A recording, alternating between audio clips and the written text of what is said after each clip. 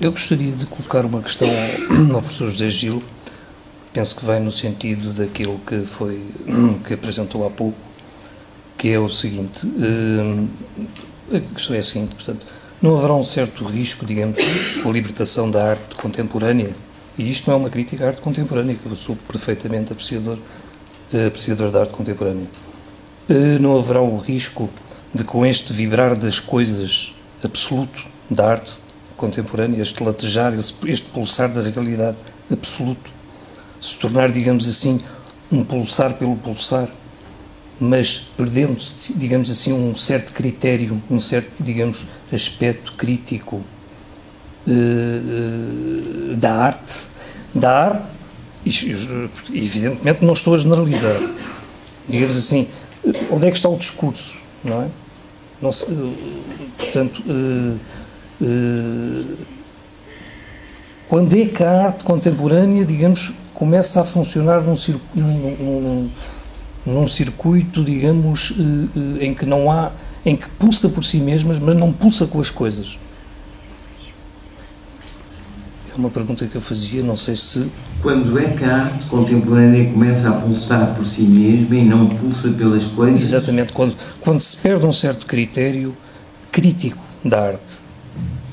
Eu não estou a dizer que não haja um critério crítico da arte, há absolutamente, perfeitamente. Os artistas é que deviam responder a esta questão, nitidamente.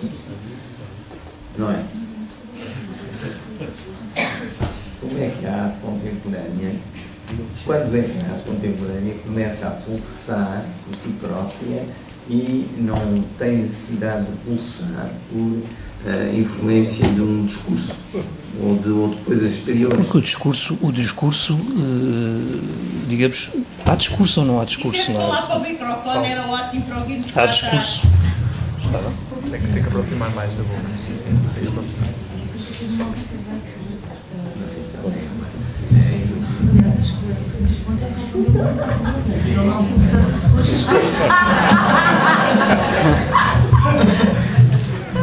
Não, estava a dizer ao José que por acaso acho que o Francisco ontem respondeu bastante a esta pergunta quando ele disse que ele faz o seu trabalho não porque alguém está a construir um discurso sobre o que é que ele faz ou a classificar se é, de que tipo de arte é que é, se é contemporâneo, se é século. Portanto, por acaso acho que o que ele disse responde bastante a essa pergunta. Não, é que há um... I'm not sure I understood the question, but I think I can make a link also to what you were saying. That I don't know about other artists here today, but I certainly never wonder about myself as a contemporary artist. I'm just living, huh? I mean, I'm living today and I'm making art, and if that means I'm contemporary, that's just something that is going to happen in another register. And the great percentage of artists who move me and who I know would never be in the pages of the magazines that are being turned. The great majority of artists that I know are looking for transversal ways of surviving. And so what we're doing is collaborating, talking together, thinking together in more than one language. There's never a sense in my life that philosophy is the only language that we speak. Of course not. Most of my friends are not within the academic world, and it's not necessary for them to be in the academic world. It just happens that, as Eugenia was saying, philosophy as a mode of life is one that touches me profoundly and that makes me think in movement. It makes me think in more than one way. And I think that just another quick thought on the question of time, these multiplicities of time, the time of the metric time of the exhibition, the metric time of the performance, if it happens, is also not to be excluded. And maybe I wasn't clear enough on that. I think that one of the things that I take as very important from Whitehead, and that I feel that is also very, very present in Deleuze's work, is that the cut, which we could call the decision or the decisive turn that I was talking about, is also what constitutes the event. It is in this cut that you might talk about as the premiere, or whatever you want to talk about it as, where the process diverges into another kind of plane of experience, a plane of organization as well. that something can occur or not. And so, in my case, it is a very unusual thing for me to have an experience of a large art event. I stay away from art galleries for the most part, so it's very weird for me to be in that context, but I'm interested in how that context also can act as a decisive term. And so it's not at all that I would want to foreground some kind of infinite process. I don't think that the infinite process is what it's about. It's actually about all of those dephasings, all of the cuts, all of the inconsistencies, all of the paradoxes, and all of the ways in which the precariousness reemerges, I think.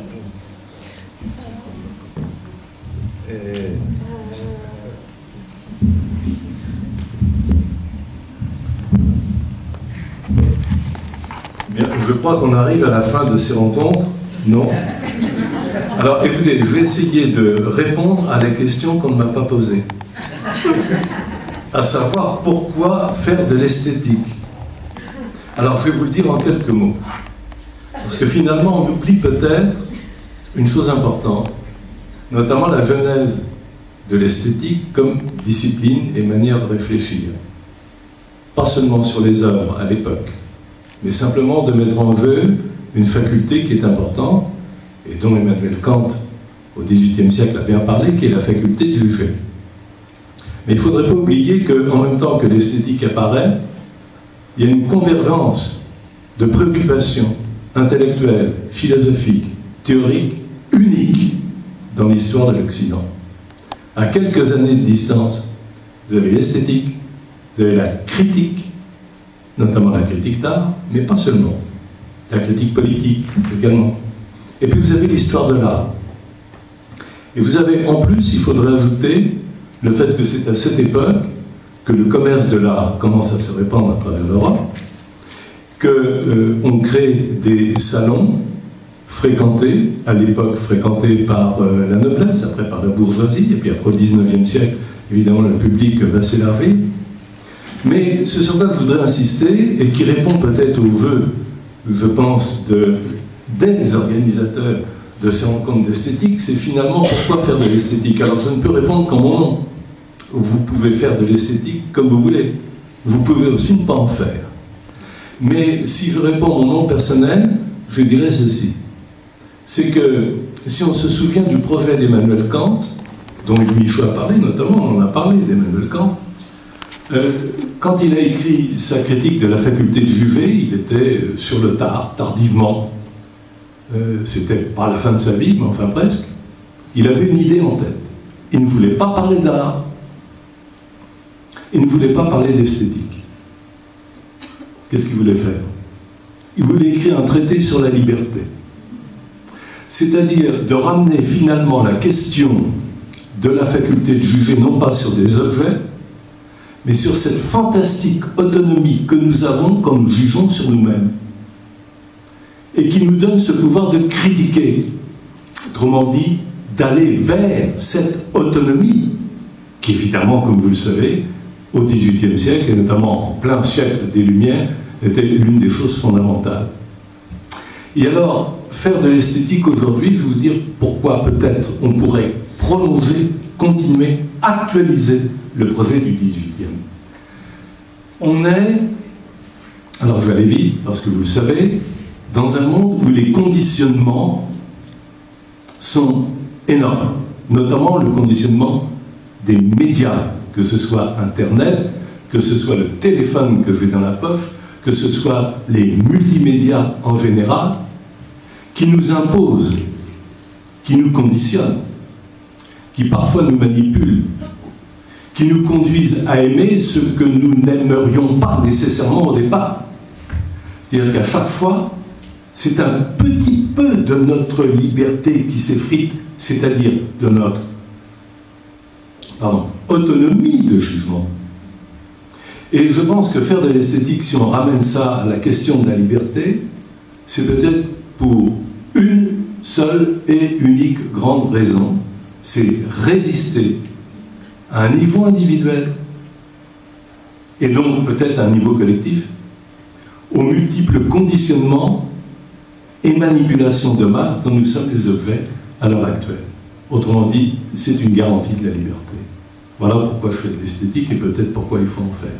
En tous les cas, je voudrais remercier, encore une fois, Joséphine et puis tous ceux qui ont contribué à l'organisation de ces rencontres d'esthétique. Voilà, donc je réponds à la question qui ne m'a pas été posée.